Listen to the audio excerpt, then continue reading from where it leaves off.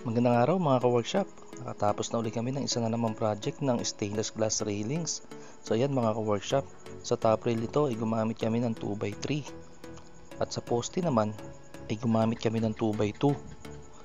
Yung mga clip nga pala na kinabit namin dito ay yung may butas, para doon isusuot yung butas ng salamin. Nang sa ganun ay hindi umusad yung mga salamin katagalan. Dahil kapag diipit lang yung clip, saglit lang ay bumababa ito. At ito nga rin pala yung design namin sa hagdan. Tingnan nyo naman, napakaangas. Medyo challenging para sa amin yung design ng top rail ng hagdan, pero kita nyo naman, nagawan pa rin namin ng paraan para maging maganda sa paningin.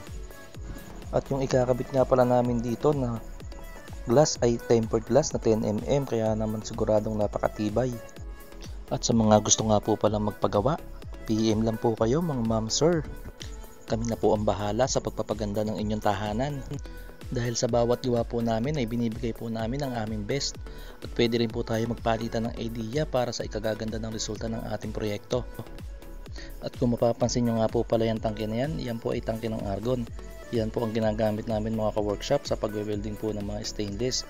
Dahil TIG welding po ang gamit namin. Dahil sigurado po ang hinang kapag ka po TIG weld ang ginamit sa stainless. Kapag po kasi stick mga ka-workshop, madungis po ang nagiging resulta ng hinang at saka po nabubugbog po yung bakal. At hanggang dito na lang mga ka-workshop, kita-kits po tayo sa susunod na project. Maraming salamat po.